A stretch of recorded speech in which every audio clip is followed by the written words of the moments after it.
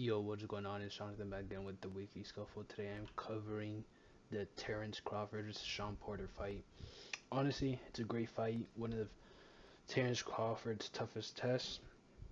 I mean, I think that's the biggest hit on Terrance Crawford. He's considered a pound for pound great, but at the same time, he's not very well known. He's not the big superstar, but he thinks he is, and he might be. He might be one of the best. He probably is one of the pound for pound best, but his resume doesn't back that up. And Shawn Porter is a great name to add to that resume. I mean, you look at Shawn Porter, he's 31 and 0, I believe. I mean, 31 and 3. He's coming in with his only losses being to Keith Thurman, who's a good fighter. You got Kell Brook, who actually Terrance Crawford already beat, and Errol Spence, who is neck and neck with Crawford for the top of the division. And honestly, I think this is a good fight. Good fight. I think this could help boost Terrance Crawford's stardom appeal. I think that Shawn Porter is a great fight, great personality, great fighter.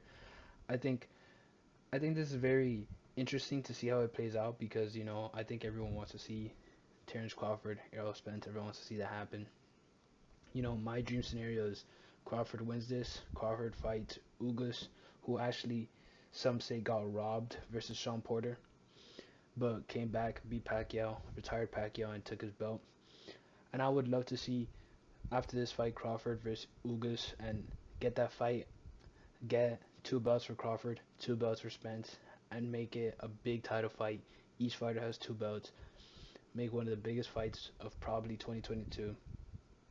And I think if Crawford could manage to beat a Shawn Porter, beat a Yordenis Ugas, to beat an Errol Spence, all back to back, now that is a legacy to become undisputed.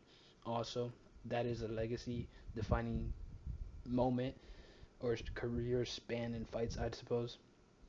And I think that's something that Crawford has to do. I don't think he could just fight Shawn Porter and then back down. I think he's got to go to his promoter, go to Top Rank and Bob Arum and those guys and just demand a fight. He has to demand a fight with champions so he could be respected as he wants to be respected. If he wants to have a legacy, if he wants to be a big star, you need to make super fights with other champions to make that happen. And I think that's the path that we'll see. I think Shawn Porter will give Crawford a good fight, but I think at the end of the day, Crawford is just the superior fighter. I don't think anyone expects Shawn to beat him, but Shawn is a great guy, great fighter, so it's an entertaining fight. The fans win in this fight.